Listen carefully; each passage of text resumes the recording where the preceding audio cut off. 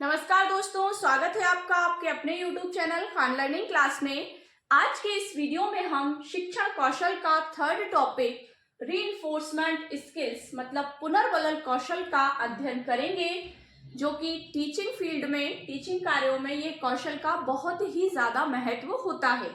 इसके बिना आपका शिक्षण कार्य जो है वो बिल्कुल अधूरा माना जाता है और इन चीजों का प्रयोग आपको हर शिक्षण कार्य के अंतर्गत करना होता है। तो आइए देखते हैं पुनर्बलन कौशल क्या होता है।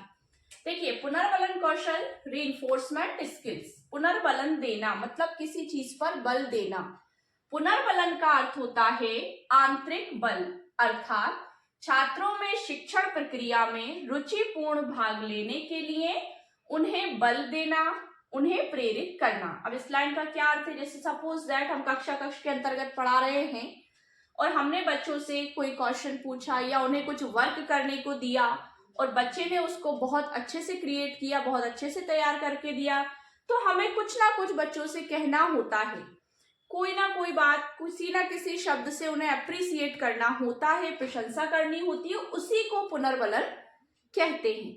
वही हमारा पुनर्बलन होता है। इस नए शब्द से भले ही आपको ये लग रहा हो कि पुनर्बलन क्या होता है, लेकिन पुनर्बलन यही होता है कि जब भी हम कोई अच्छा कार्य करवाते हैं बच्चों से, वो बच्चा उसे बहुत अच्छे से तैयार करता है या बहुत अच्छे से प्रेजेंट करता है उस चीज को, तो हमें उसको पुनर्बलन देना बनता है।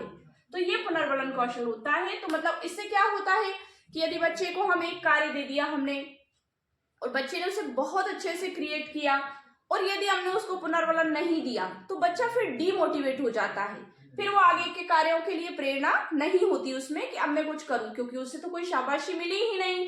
अब कोई भी चीज हो, हम ही कोई काम करते हैं, हम भी जब स्कूल जाते थे तो हम जब कुछ काम करते थे हम ये एक्सपेक्ट करते थे टीचर से कि हम कुछ अच्छा करके ले जाएंगे तो टीचर से हमें अप्रिसिएशन मिलेगा, कुछ अच्छे अच्छे वर्ड्स या कोई प्राइज या किसी भी माध्यम से। पुनर्बलन किसी भी माध्यम से दिया जा सकता है, जरूरी नहीं है कि शब्दों के माध्यम से भी दिया जाए। सांकेतिक पुनर्बलन भी होता है, अपने चेहरे के हाव भाव से भी, स्माइल करके या किसी भी तरह से बच्चे की पीठ थपथपाकर भी एक पुनर्बलन दिया जा सकता है, या उसे कोई अवार्ड या प्राइज वगैरह दे दिया जाए तो उससे भी बच्चा मोटिवेट होगा आगे के अब मुझे और अच्छा करना है। ये होता है पुनर्बलन। तो देखिए आगे, जिससे छात्र अनुक्रिया कर सके। अनुक्रिया मतलब रिएक्शन दे सकें। जैसे आपने एक्शन दिया और बच्चे ने रिएक्ट किया, तो बच्चा रिएक्ट कब करेगा?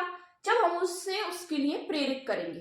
यदि हम प्रेरणा ही नहीं देंगे, उसे मोटिवेट नहीं करेंगे, डीमोटिवेट करते जाएंगे कि हाँ बच्चे ने ठीक किया, कोई दिक्कत नहीं है, आगे जाओ, ऐसा कर लो वैसा कर लो, नहीं, हमें उसको प्रॉपर अप्रिसिएशन देना है जिससे कि बच्चा आगे के कार्यों के लिए मोटिवेट होता रहे। तो जिससे छात्र अनुक्रिया कर सके। पुनर्बलन कौशल का प्रयोग कर छात्रों के मनोबल में वृद्धि करने के साथ साथ यह छात्रों को उत्तर देने के लिए एवं सक्रियता दिखाने में भी सहायता प्रदान करता है। देखिए, पुनर्बलन कौशल का प्रयोग करते हैं हम कक्षा के अंतर्गत के बच्चे ने कोई आंसर दिया, कोई भी चीज करके दिखा दी, हमें कोई भी कार्य दिया हमने, तो हम उसे अप्रिसिएशन देंगे। इससे क्या होगा? उसका मनोबल बढ़ेगा, मतलब वो आगे और अच्छा करके लाएगा। मतलब अभी उसने थोड़ा अच्छा किया, उसका मनोबल नहीं तोड़ना है, नहीं तुमसे नहीं होगा, ये शब्द हमें बिल्कुल यूज नहीं करना है, ये नेगेटिव वर्ड से इन्हें हम यूज नहीं करना है। तो इससे क्या होता है? बच्चे का मनोबल टूट जाता है। उसमें वृद्धि करने का प्रयास करने के साथ साथ यह छात्रों को उत्तर देने के लिए, मतलब जैसे मान लीजिए हमने किसी उत्तर पर बच्चे ने कोई नॉर्मल सा ही आंसर दिया, तो हमने उससे कहा हाँ गुड, बहुत अच्छा, मतलब अच्छा किया आपने, तो बच्चा आगे के लिए मोटिवेट होगा कि अब मुझे और अच्छा करना है। और यदि उसने थोड़ा ही अच्छा किया और हमने उसको नेग्लेक्ट कर दिया, मतलब ये कह दिया कि नहीं तुमसे नहीं हो सकता, तो ये शब्द हमें बिल्कुल भी क्लासरूम में यूज नहीं करने हैं। तो ये होता है कि छात्रों को उत्तर देने के लिए एवं सक्रियता के बच्चे हमेशा एक्टिव रहें आपकी क्लासरूम में, दिखाने में भी सहायता प्रदान करता है। अब जैसे कुछ पुनर्बलन जो शब्द होते हैं, रीइंफोर्समेंट वर्ड्स, वो ये हैं जैसे अच्छा, बहुत अच्छा, शाबाश, या कुछ भी और भी हो सकते हैं, very good, very beautiful, fantastic, nice या गुड जॉब। तो बहुत सारे पुनर्बलन वर्ड्स हो सकते हैं, रीइंफोर्समेंट वर्ड्स हो सकते हैं, लेकिन हमें ये भी ध्यान रखना है कि कब किस कार्य पर कौन सा पुनर्बलन देना है।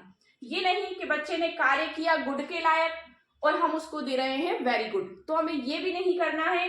मतलब बच्चे के कार्य को देखते हुए कि बच्चे ने कितना किया है, उसके अकॉर्डिंग हमें उसको रीइंफोर्समेंट देना होता है। तो ये भी हमें ध्यान रखना है। मतलब हर जगह अब ये भी नहीं कि very good very good very good, बच्चा भी सुन सुनकर बोर हो जाता है। तो हमें हमेशा नए नए वर्ड्स यूज करने चाहिए पुनर्बलन के लिए, मतलब बच्चे को अप्रिसिएट करने के लिए। हम किसी भी तरह से उसे अप्रिसिएट कर सकते हैं। अब इसमें ये भी आता है कि मान लीजिए बच्चे ने कुछ अच्छा किया तो शिक्षक ने उसको टॉफी ला के दी, तो बच्चा उससे मोटिवेट हो गया कि हाँ मुझे टॉफी मिली, अब मैं इससे अच्छा और करके दिखाऊंगा, हो सकता है मुझे कुछ और अच्छा मिल जाए।